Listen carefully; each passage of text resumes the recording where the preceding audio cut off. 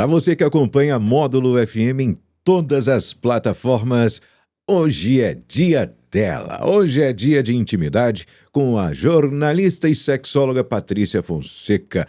Hoje ela chegou mais sonâmbula do que tudo. Tá aqui abrindo a boca de todo jeito. Você tá com sono, Patrícia? Boa noite, tudo jóia? Boa noite, tudo bem. Eu e sono é uma coisa que a gente não consegue se separar. É mesmo? É um caso de amor antigo. Nasceram um por outro? Nascemos um para o outro. E eu falo muito do frio, né? Eu prefiro o tempo mais quente, não aquele inferno que a gente tá vivendo, né? Não. Aquelas temperaturas tão elevadas.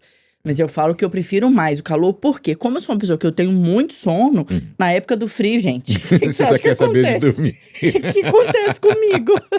Eu já gosto do tempo mais frio. Eu gosto. Mesmo? A maioria das pessoas, né? Eu que gosto mais aí do movimento, não tem? Mas enfim, né? Mas eu estava com sono mesmo. Na verdade, estou com sono, mas daqui a pouco nós vamos falar de um tema que tira Já todo... passa. Já passa, porque tira o meu sono. Mas como é que passou a semana? Eu passei bem, e você? Eu passei bem também. Passou? Passei. Ô, Tony, Eu. antes da gente entrar, né, no tema de hoje, na semana passada nós falamos sobre a maternidade da mulher não deixar de ser mulher após a maternidade. E aí eu me lembro que eu falei, agora eu vou puxar a orelha dos homens. Ih, lá vem. Lembra que eu falei assim, ó... Eu lembro. Tem muito homem que, quando os filhos nascem, eles entram na questão do ciúme, porque ele não sabe lidar com a mulher dando total atenção para aquele serzinho que acabou Sim. de nascer, que também é filho Sim, dele. claro. E ele entra nessa questão de ciúme e tal. Você não sabe o tanto de mulheres que me mandaram mensagem, de Mesmo? mulheres que me pararam na rua Mesmo? para falar sobre isso. Você tá doido, gente. Olha aí, eu tô falando que eu levo a chicotada pra machaiada tudo. Ninguém acredita. Então Oh, meu Deus do aí, céu. e aí, gente, fica assim, realmente, o puxão de orelha. Homens, a mulher acabou de ter neném e você tá querendo atenção, mas enfim, né? Eu achei ótimo falar sobre isso, porque foi uma oportunidade de dar voz para mulheres que passaram por isso e que, de certa forma, não tinham com quem falar.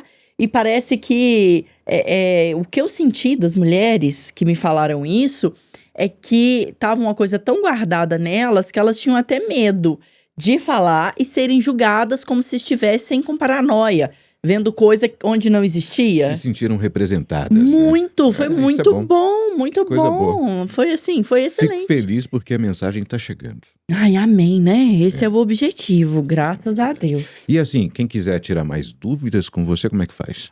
Meu Instagram é Patrícia Fonseca Sexóloga. Pode me seguir lá, pode me mandar as dúvidas. Eu sempre abro caixinha de perguntas. Inclusive hoje tem uma aberta, pode entrar lá. Eu falo até que é mentoria de graça. Ela só não responde o negão aqui, porque o resto, todo mundo ela responde. Só não responde eu. Aqui, eu quero ver a pergunta que ele manda. Porque ela deve ser invisível. Eu Aqui, nunca ó, vi. quer ver? Eu te mostro aqui, ó. Ah, não, Tony, lá isso é prosa. Mas vamos lá. Hoje vamos falar de quê, Patrícia? Então, hoje nós vamos falar de um tema que me embrulha o estômago de verdade. Infelizmente, nós precisamos falar sobre isso. Porque assim como eu, que dá náusea no estômago mesmo, assim, de falar sobre isso, tem muita gente que também sente isso, mas que não abre a boca pra falar. Mas a gente que trabalha com comunicação, as notícias ruins também devem ser dadas, né? A gente Por precisa pior falar. que elas sejam, né? A gente Exato. precisa falar. Hoje nós vamos falar sobre o movimento do Maio Laranja, Ah, sim. que é um movimento contra abuso e exploração sexual de crianças e adolescentes.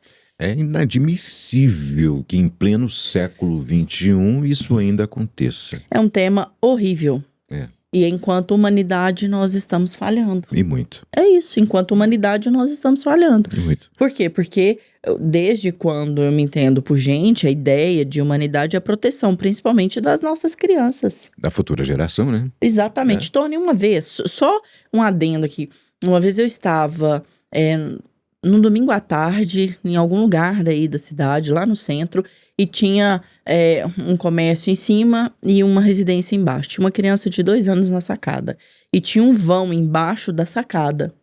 Eu parei o carro, parei o que eu estava fazendo para olhar aquela criança que estava lá em cima e tentar conversar com ela e para ela não pular desse segundo andar. Aí eu fui parando outras pessoas na rua E aí até a gente conseguir chamar os pais que estavam dentro de casa para ir lá e tirar essa criança.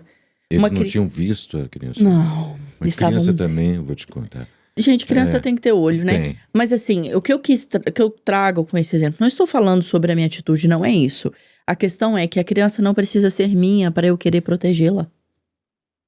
Entende? Eu não quero proteger só o meu. A ideia é proteger todas as crianças, mas a gente precisa entender o que é esse tipo de violência, falar sobre isso, para que a gente possa disseminar a informação, a pessoa saber que ela pode ser ouvida, que tem legislação em cima, que tem meios de proteção. Claro que temos muito a evoluir, mas já evoluímos muito. Não tanto quanto precisava, mas sim. Mas estamos no processo, Tony. Eu me lembro que em 2018, ou 17 ou 18, uma data assim, já tem alguns anos, né? O saudoso Cláudio Alcântara, que era o professor aqui, que foi vereador também, mas na época estava como professor. Ele é muito amigo de um promotor de justiça de Divinópolis, que chama Casé Fortes. Ele é um dos idealizadores do movimento Todos contra a Pedofilia. E num esforço do Cláudio, em parceria com a Câmara, na época eu fazia assessoria na Câmara Municipal, quando o Thiago Malagoli estava como presidente da Câmara, e nós organizamos essa palestra lá, ajudei no processo da organização para professores, para educadores da rede municipal. E o Casé fez uma palestra. Eu estava trabalhando, assessorando, né, o evento na época. Mas assim, a fala do promotor, elas me impactaram até hoje. E acredito muito que o trabalho que eu faço tem um motivo de ter escutado aquela palestra e de realmente querer fazer a diferença, de contribuir, né, de alguma forma. Ele trouxe dois exemplos lá, trouxe mais, mas dois me marcaram muito. Os dois acontecidos no norte de Minas, gente. É aqui. Não é tão pertinho, mas é perto. Ah, mas é aqui, né? Norte de Minas. Inclusive, no estado. Inclusive, Minas Gerais é um dos estados que tem o maior índice de registros nessa área. É um dos estados que tem o maior índice, infelizmente. Mas enfim, né? Vamos falar o motivo também disso e tal. E aí o Casé trouxe dois exemplos. Um, de uma menina de 8 para 9 anos, que era abusada pelo pai desde 4, 5 anos. Meu Deus. E na escola, numa aula de arte, de desenho, essa menina fez um desenho trazendo a dor dela de alguma forma, e a professora, muito sensível, daí a importância dos nossos educadores, estarem atentos, porque a escola deve ser um ambiente seguro para os alunos. E aí essa menina fez um desenho e a professora de arte foi pesquisar, foi conversar, chamou a coordenadora, chamou os profissionais da supervisão, e a menina contou o que o pai fazia com ela. Mas para a menina aquilo estava normal. Normal. Aquilo fazia parte da infância dela. E aí o Casé estava nessa cidade, ele estava acompanhando esse caso, e ele fala que quando ele estava de longe, né, observando uma delegada, conversando com essa menina, pegando o depoimento dessa criança. E aí, quando pergunta para essa criança o que acontecia, ela detalhou tudo o que acontecia, que esse pai fazia com ela. E no final de tudo, a menina virou para a promotora num gesto muito simbólico, muito simples. Falou, mas aqui, isso não é todo pai faz isso com o filho? Meu Deus do céu. Então, assim, é pra gente entender que na cabeça da criança, aquilo era ser pai. Porque ela não tinha uma educação diferente. Entende isso? Por isso que nós precisamos conversar com as nossas crianças. Educação sexual é para ontem, é urgente.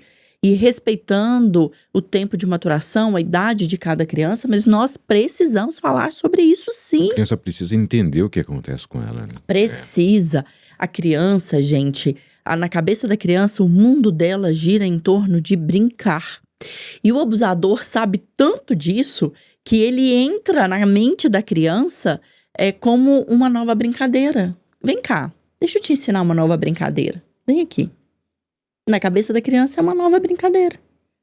Ela está brincando com algo que com algo diferente. E aí ainda vem ameaças. Se você fizer isso, se você contar pra mamãe, eu vou falar que é mentira, eu vou machucar a mamãe, eu vou fazer isso e aquilo outro. Existe N ameaças também. Enfim, esse é o primeiro caso. Segundo caso, a menina já com 12 anos, ela contou, estava tendo um comportamento muito diferente, muito arredio na escola.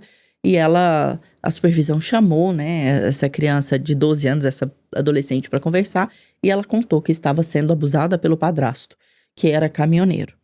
E aí, da escola, já foram para a delegacia, a mãe foi levada para a delegacia. E o pai estava chegando de viagem nesse dia e esperaram o pai chegar. Quando essa mãe chegou na delegacia e olhou para a menina, sabe qual foi a reação dessa mãe?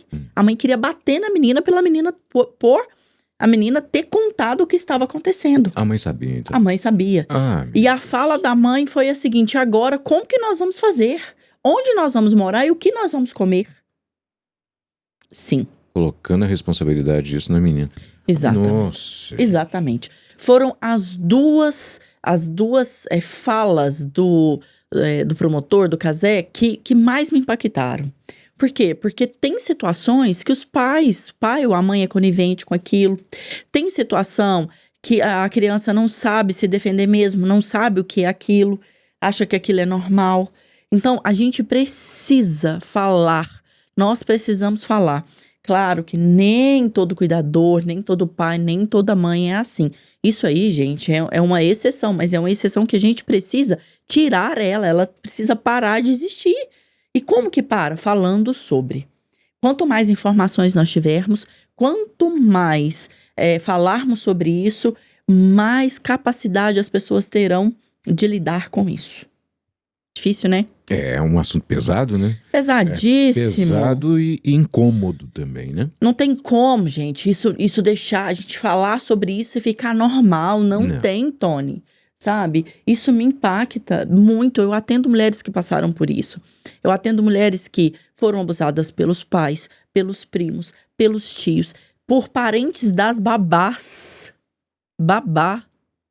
Que tá em casa e acaba levando um filho, um primo ou uma outra menina. E o abuso acontece não é só com menina, não. É com meninos também. Eu não atendo homens. Mas se eu atendesse, eu tenho certeza que os homens também me contariam os abusos que eles passam.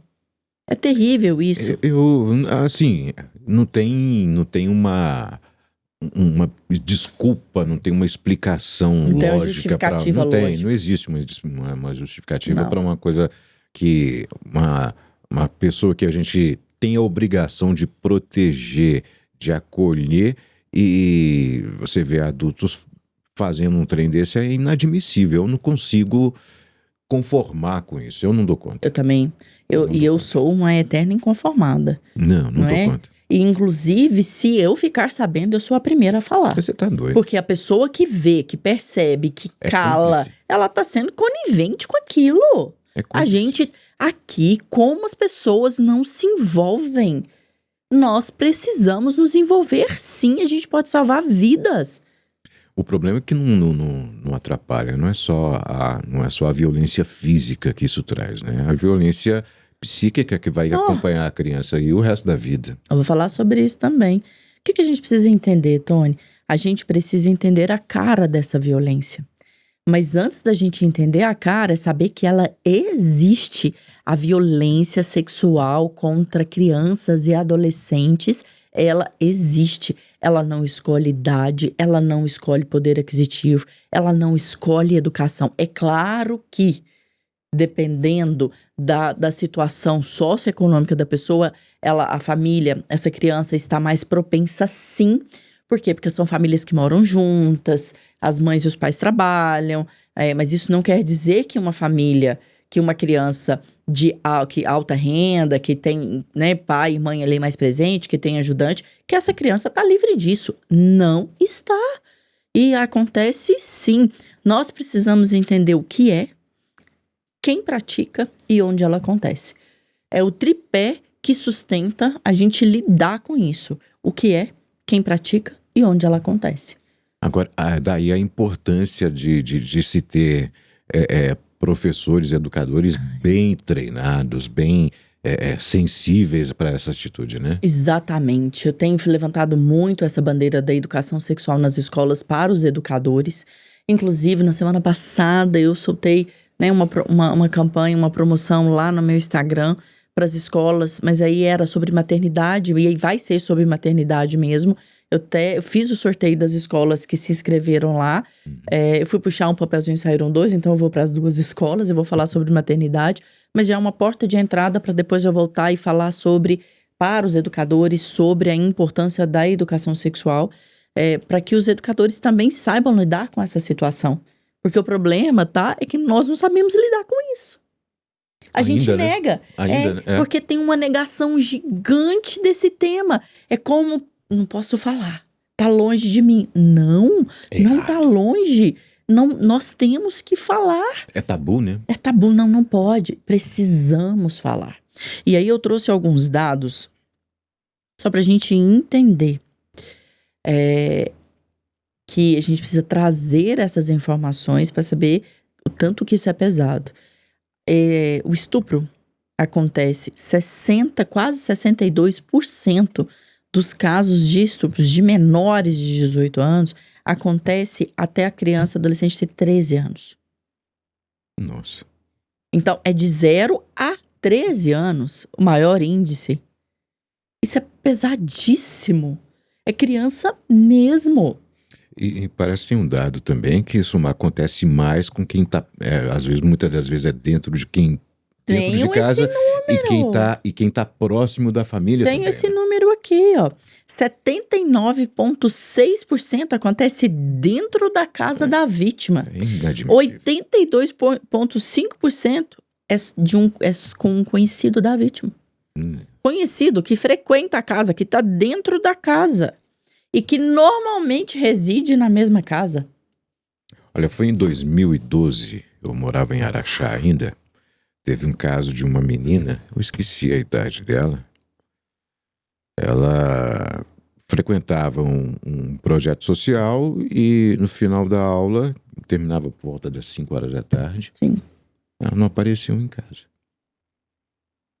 Foram achar a menina uma semana depois, quase queimada e tudo. Aí, aquela comoção toda, isso foi uma comoção enorme na cidade.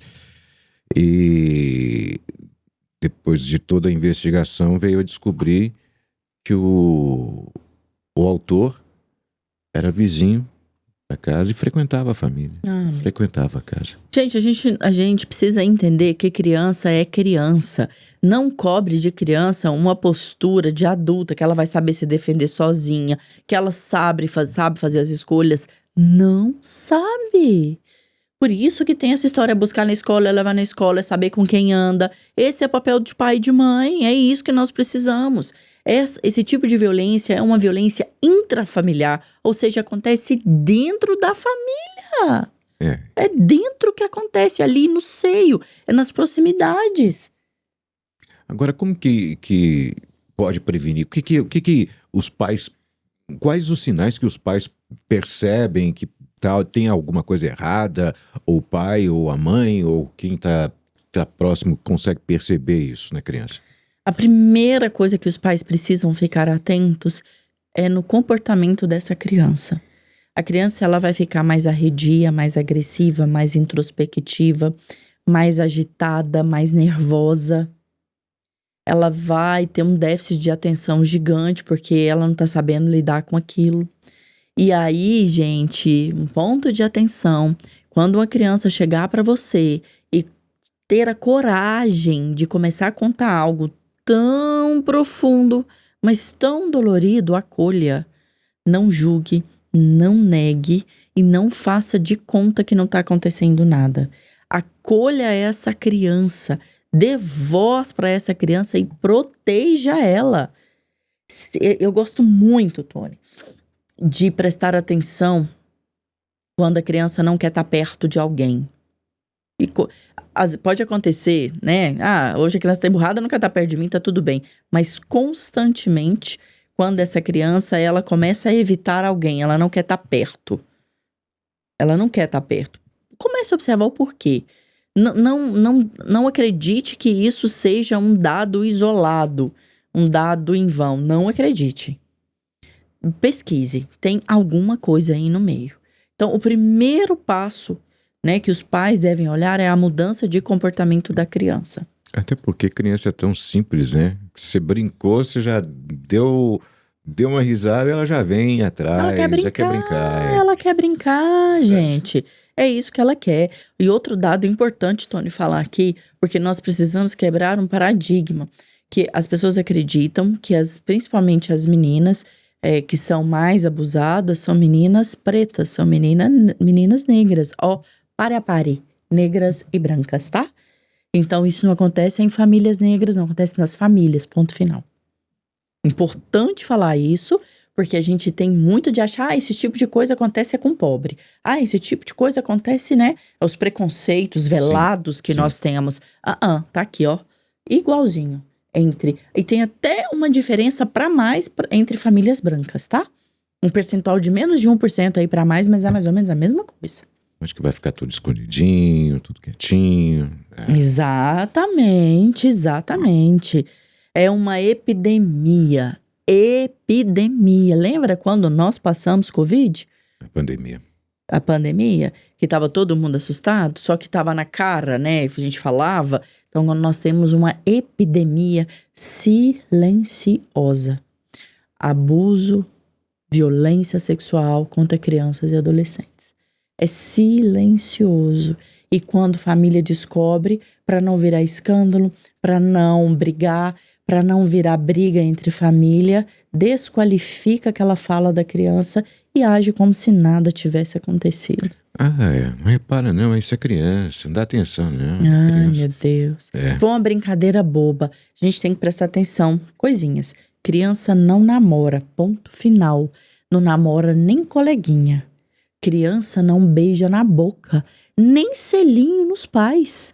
O que o pai e a mãe tá fazendo tá dando para ela a autonomia, a autoridade, a capacidade de fazer lá fora. Criança não acompanha, não vê carícias erotizadas entre os pais. Criança não vê filme pornográfico. Isso é um tipo de violência também. O cérebro da criança não está preparado para isso. Criança, ela não tem que ficar escutando falas chulas. A gente precisa respeitar as crianças. A criança, gente, a mente dela não está preparada para esse mundo dessa sexualidade aflorada que nós estamos vivenciando, aflorada e deturpada. Sim, muito deturpada. Deturpada, muito. Quebra entende? a língua. Patrícia, Sim? Agora, como que os pais devem agir para poder educar a criança, para a criança ter essa consciência e evitar esse tipo de coisa? Mas responde isso aqui, daqui a pouquinho vamos ali beber uma água. Vamos, é importante. Porque o assunto hoje é pesado. Dá uma respirada, né?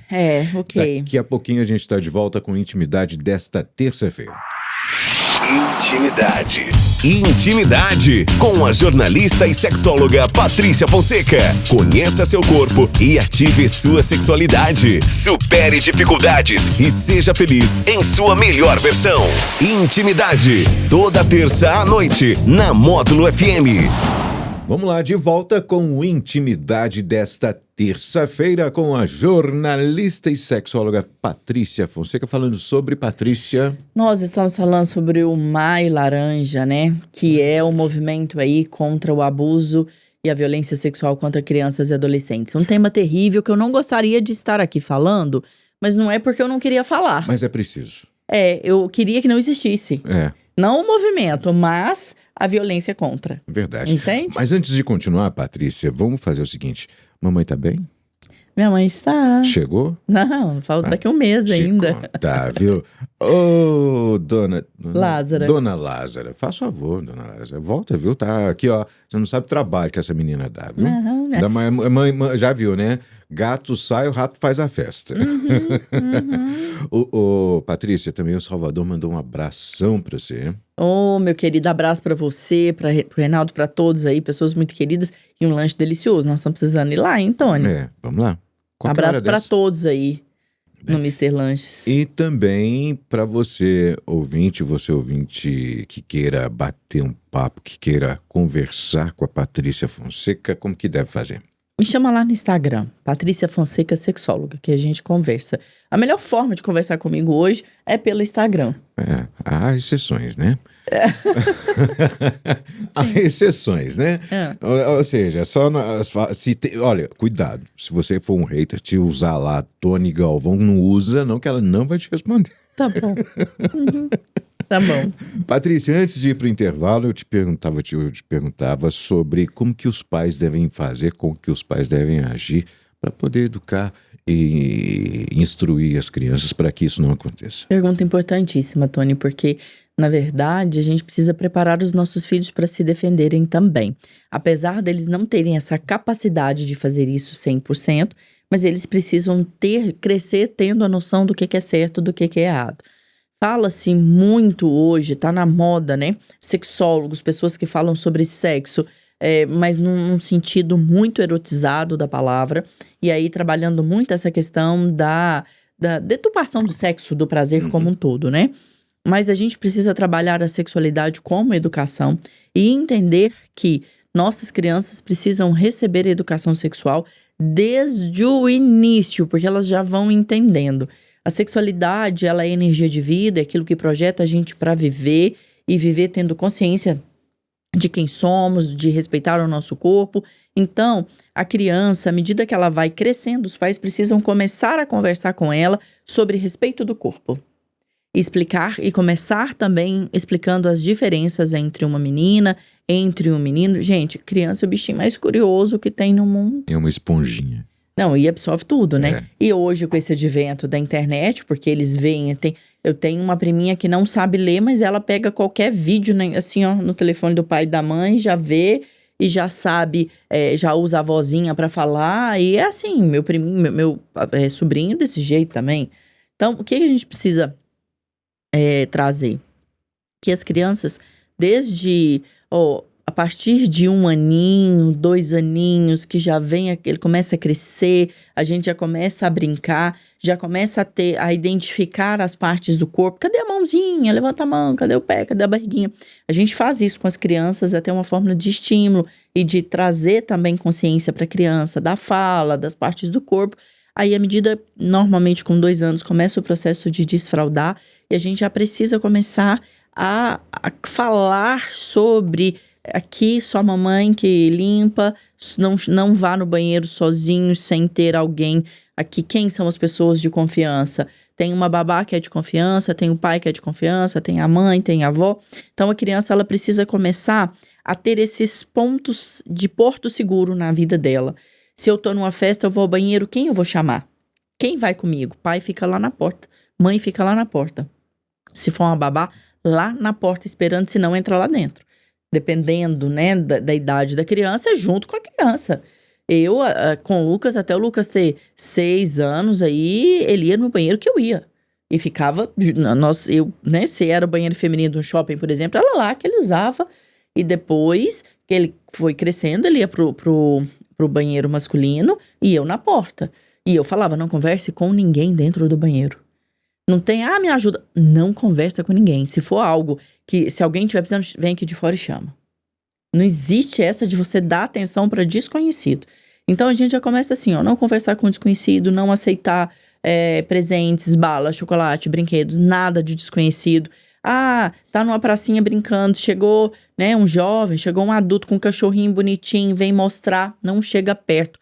Não converse com desconhecido. Isso é essencial que os pais precisam fazer. A criança precisa entender que existe perigo. Outro ponto importante. A criança entender que ela não namora, né? Já falei sobre isso aqui. Que não existe brincadeira em quarto fechado. Não existe brincadeira que seja toque no corpo. Isso não é brincadeira. Criança não senta em colo de desconhecido, mal de conhecido. Não existe brincadeira de pôr a mão. Deixa eu pegar aqui. Como é que tá assim? Entre homens tem muito isso, né? Tem. De falar, deixa eu pegar aqui, como é que tá. Não põe a mão nas partes íntimas de criança. Ninguém põe. Isso não é brincadeira. E isso, eu já vi Homens fazendo isso. Ah, cadê a pingola? Não se fala aqui, né? Deixa eu ver, põe pra fora. Cadê o pingolim? Deixa eu ver. Isso, gente, é abuso. É abuso. Se a pessoa denunciar, é um crime. Por quê? Porque você está induzindo a criança à questão da sexualidade sem perceber. É nas brincadeiras que as coisas começam.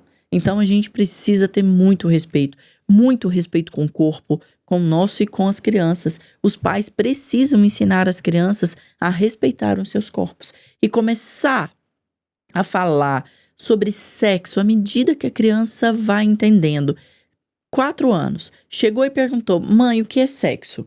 Pergunta pro filho o que ele sabe disso primeiro.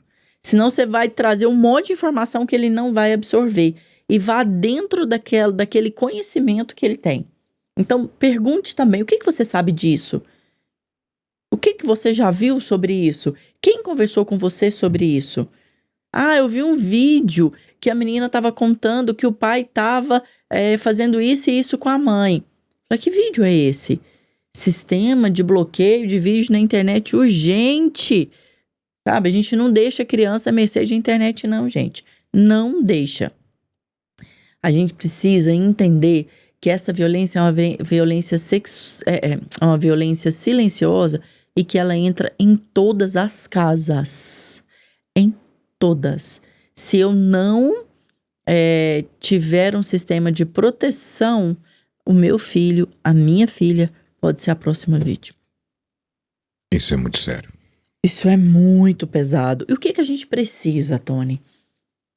Além, é claro, da vigilância constante dos pais, educadores, de quem toma conta, né, dos cuidadores das crianças, nós precisamos de práticas inovadoras de prevenção. Mas hoje, uma das mais inovadoras que existe é a gente falar sobre isso. É escancarar esse assunto aos 4 cantos. E não é só em maio, não. Então, nos 12 meses, nós precisamos falar sobre isso durante todos os anos, durante todos os dias, durante todos os meses. E hoje em dia também é muito simples, né? Você vai colocar uma babá em casa, você tem câmera que onde você estiver do trabalho, você acompanha, né, a casa inteira, o que está acontecendo. Mas não aquilo que está sendo feito escondido, né? A gente precisa tomar muito cuidado. Eu tenho um caso de uma família riquíssima de São Paulo. Uma das famílias mais ricas do Brasil. A filha desse casal milionário aí era casada com outro cara de uma família milionária. E aí os pais estavam para os Estados Unidos. Isso é real, de pessoas que vivenciaram isso, pessoas que eu conheço, que me contaram que estavam dentro dessa casa. Os pais viajaram e os filhos ficaram, uma menina de 7 anos e um menino de 2 anos, ficaram com a babá. Uma babá que ganha mais do que juntar o nosso salário aqui tudo, né? Nossa. Você imagina o nível de salário dessa babá, cheio de exigência, de qualificação e tal. E os pais viajaram para os Estados Unidos e essa babá estava com os filhos dentro de casa. Uhum. E a menina, essa babá cuidou da menina desde quando ela nasceu, e o menino com 2 aninhos, a babá cuidando dos 2 também. E aí, um dos seguranças dessa família era uma mulher, a mulher tem um olhar mais atencioso. Isso não tô falando mal do homem, não, é porque a mulher, ela consegue achar melhor as coisas, ela tem uma visão mais holística, né, Sim. mais do todo. Sim. Isso é uma característica do feminino. E aí essa mulher, essa mulher que estava no papel de segurança, começou a observar que esse menino de 2 anos estava muito apático, não queria brincar, não respondia aos estímulos, e eles colocaram uma câmera no quarto das crianças. Gente, a babá estava dando sonífero para os meninos dormirem a noite inteira. A babá que estava com eles há mais de 7 anos. Claro que essa babá foi presa, teve, né? Mas o caso foi abafado, porque as famílias são muito tradicionais, são muito ricas. Mas pra você entender que, assim, é um tipo de violência, é uma violência contra a saúde dessas crianças. Sim. Mas e o tanto de coisa que tá acontecendo que a gente não tá sabendo. Nossa. Entende? Então, assim... Mas, enfim, nós precisamos de práticas inovadoras. Nós precisamos de ter uma sociedade civil organizada. Não dá para depender só do Estado. O Estado não consegue atender totalmente essa totalidade, tá? Então, nós precisamos de ONGs, de médicos falando, nós precisamos das escolas, sejam públicas, sejam particulares, os movimentos nas escolas e as famílias tendo cada vez mais consciência de que esse problema pode estar dentro da casa dela. Então, é uma união entre esforços da sociedade civil e governamental. Não tem como esperar só um ou só o outro fazendo. Como que o governo entra com isso? Com políticas públicas, com assistência para essas vítimas, com informação, com cuidado dentro aí dos CRAS, dos CREAS, dentro das unidades básicas de saúde, os profissionais capacitados. Nós precisamos de leis que sejam efetivas e aplicadas, porque não adianta ela ser efetiva se ela não for aplicada.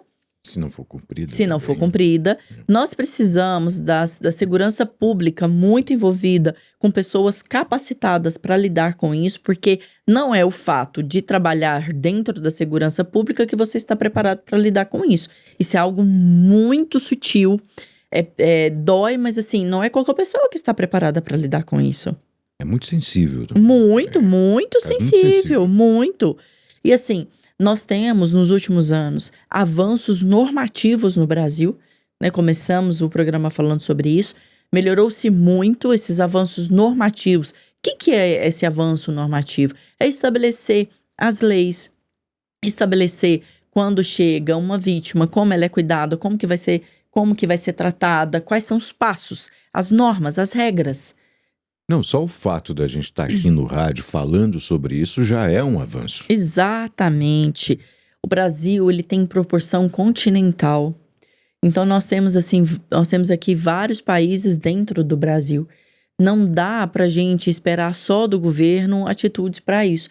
Nós temos no caso, né, do Maranhão, nós temos no caso do Norte, por exemplo, onde as famílias são extremamente carentes e as próprias mães vendem as filhas para prostituição para conseguirem comer. Isso é fato, gente. Isso é fato. Infelizmente ainda Infelizmente. Nós temos a BR-116, que inclusive passa por Minas Gerais.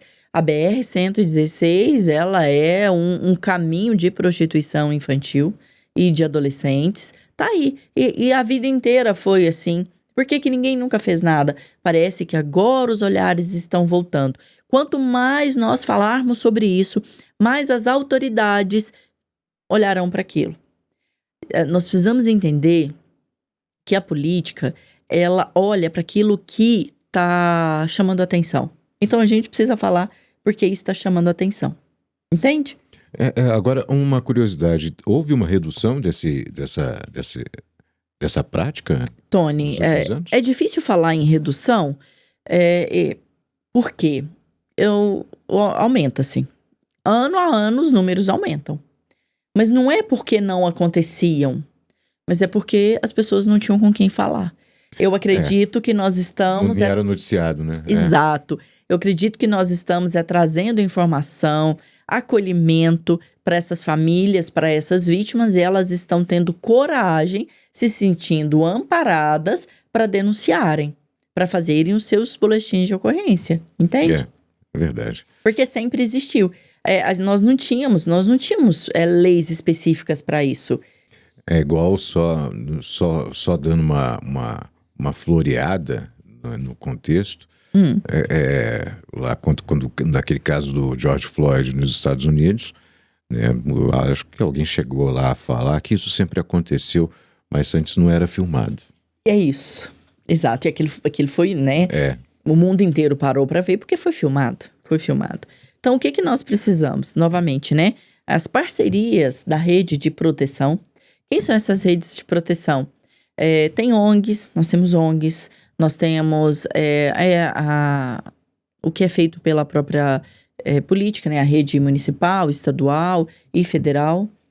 Os três entes federados trabalharam juntos, exatamente. Né? Nós temos aí a própria justiça acompanhando também. Então, hoje em Patrocínio, nós temos uma viatura de prevenção à violência doméstica, que já é um grande ganho. Precisamos ter mais.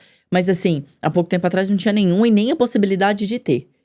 Hoje temos uma, então quer dizer que outras poderão vir, né? Já é uma porta. Já é uma porta que chega. Nós precisamos trabalhar a educação como nunca, as escolas, os profissionais de saúde, eles precisam estar preparados para lidar com isso. Porque uma boa parte dos casos são descobertos dentro da escola. É pai e mãe trabalhando fora, é uma vida, assim, tem muitos pais que não estão prestando atenção nos filhos. Você fala, né, como que descobre? Prestando atenção no comportamento, mas às vezes esse pai e essa mãe nem vê o filho direito. E aí? É isso que eu ia te perguntar. Se eu sei que eu tô vendo um comportamento errado, um comportamento difícil, o que eu tenho que fazer? Enquanto pai ou enquanto professor? Enquanto sociedade. Enquanto sociedade, conselho tutelar. Diz que nós temos o Disque 100, que é uma denúncia, mas o que é mais efetivo é conselho tutelar. O conselho tutelar, ele precisa ser acionado. E é isso mesmo, não tem outro caminho, tá? Inclusive, dentro das escolas, quando tem essa desconfiança, quando tem algo, às vezes já tem até certeza, é o conselho tutelar que é chamado.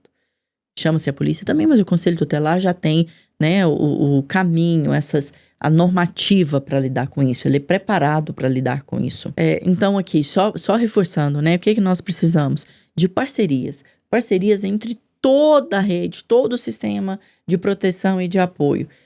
Os sistemas da prefeitura, o conselho tutelar, que tem, né, um envolvimento público, financiamento, inclusive público, pais, educadores, cuidadores. Se nós montarmos uma rede, as ONGs, as pessoas que querem contribuir, as igrejas, importantíssimo isso. Então, a gente pega essa rede de apoio e essa rede de apoio conversa a mesma língua. Porque aí a gente sabe, teve esse problema, chama conselho tutelar. Teve esse problema, diz que denúncia. Chama, protege. Porque, no mínimo, se você sabe que uma criança está sendo abusada dentro da casa dela e não tem ninguém dentro da casa dela para proteger, segura essa criança para você. E chama os órgãos competentes para resolver o que faz. Mas não manda essa criança de volta para casa, que ela vai continuar sofrendo os abusos dela, sabe? Então, nós precisamos falar com as nossas crianças, com os nossos adolescentes, com os profissionais da rede de apoio, com os profissionais da área de educação, com os profissionais da área de saúde. O conselho tutelar tem que estar muito envolvido com todo esse sistema e é o trabalho deles mesmo. Nós precisamos ter delegacias com profissionais especializados, a rede pública de segurança, com profissionais capacitados para lidar com isso e que sabe as leis, o que é preciso ser feito ou não. Então, é um conjunto. E se de repente está todo mundo preparado para isso, você entende que o abusador ele vai ficando acuado? Ele vai ficar selado, né? Exatamente. Porque o abusador, ele escolhe a vítima dele pelo grau de capacidade mínima dessa vítima se defender.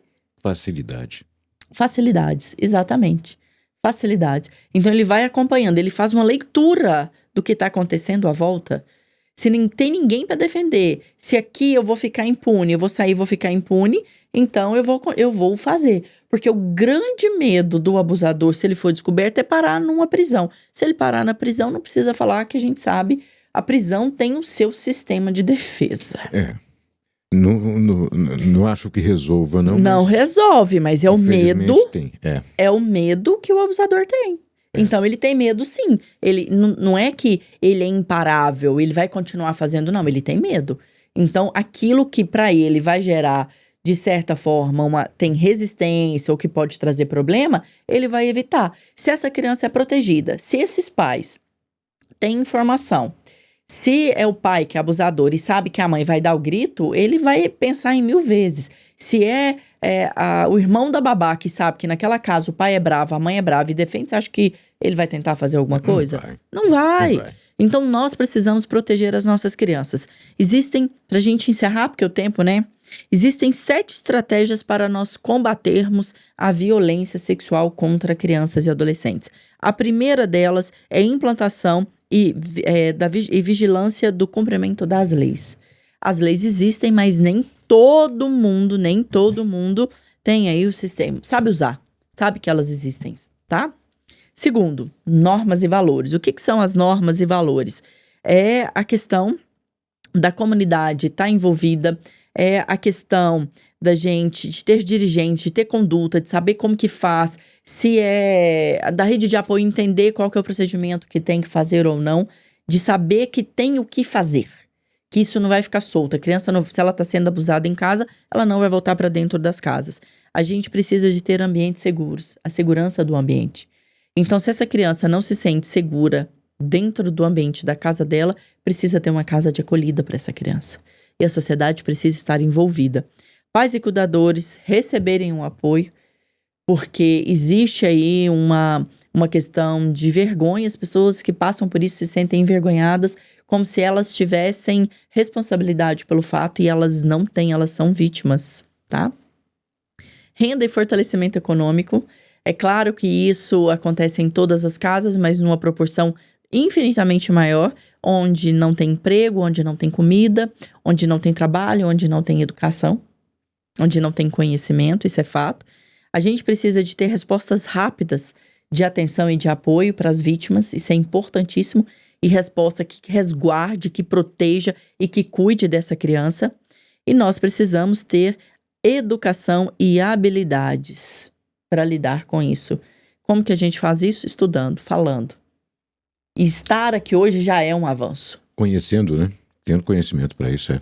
Exatamente. E pra gente encerrar, Tony, mais alguma pergunta? Não. Pesado o tema, né? É terrível. Se nós estamos falando sobre isso, gente, é porque existe isso. Pesado, mas necessário. Muito, muito. Estamos cumprindo o papel aqui mesmo. E esse é o como nosso sociedade, principal... é a exato. nossa obrigação. Né? Como educadores, como pais, como sociedade, como seres humanos. Sim. Não é? E agora eu quero deixar um recado para você que é vítima, que passou por uma situação de abuso sexual na sua vida, independente da sua idade. Não ignore isso. E tire a culpa dos seus ombros, porque você não tem responsabilidade sobre isso. Nada do que você fizesse ou falasse na época ia mudar. E principalmente, não ignore essa ferida, cure essa ferida, para que essa ferida passe a ser cicatriz. Quando essa ferida que dói na alma e que te impossibilita de viver 1000 coisas na sua vida, porque muitas vezes você se sente suja, você se sente suja, é como se é uma dor latente que é palpável, mas você não consegue falar, você não consegue pôr pra fora. Quando essa ferida, ela for cicatrizada e essa cicatriz ficar só na cicatriz, você vai entender que você é um sobrevivente ou uma sobrevivente de algo terrível. E esse fato não define quem é você. Você é muito mais que isso. Mas se tá difícil, se você não tá conseguindo fazer isso sozinha ou sozinho, procure ajuda. É difícil mesmo. É difícil lidar com isso sozinho. Você precisa de alguém te ajudar a enxergar a história para tirar de você a responsabilidade, a autorresponsabilidade, a culpa, e você tratar essa ferida até ela chegar no ponto de cicatriz. Se você sabe de caso de abuso de criança e adolescente, denuncie. Disque 100, tá? Chame o conselho tutelar, não fique calado. Porque a pessoa que tá desconfiada, que tá acontecendo alguma coisa, e ela se cala, ela tá sendo conivente com aquilo, e isso é crime também. Não, muito mais que conivente. Ele está sendo cúmplice. Exatamente. Está sendo cúmplice mesmo. Exato. Algo mais, Patrícia? Por enquanto, não. Obrigado pelo programa de hoje. Imagina, né? Eu espero que esse programa chegue a muitos ouvidos. E você, né, a muitas pessoas. E se você está vendo e ouvindo, compartilhe com o maior número de pessoas que você puder. Nós precisamos falar sobre isso. Precisamos e muito. Tanto que estamos aqui cumprindo o nosso papel. Ok. Um abraço pra você, boa semana. Semana que vem tem mais, né? Tem mais, semana que vem nós estamos aqui. Tá joia. Muito bem, esse foi o Intimidade dessa terça-feira com a jornalista e sexóloga Patrícia Fonseca, que volta na próxima semana. Tá, já eu tô de volta com Fazendo Amigos. Dá um tempinho aí. Intimidade com a jornalista e sexóloga Patrícia Fonseca. Conheça seu corpo e ative sua sexualidade. Supere dificuldades e seja feliz em sua melhor versão. Intimidade, toda terça à noite na Módulo FM.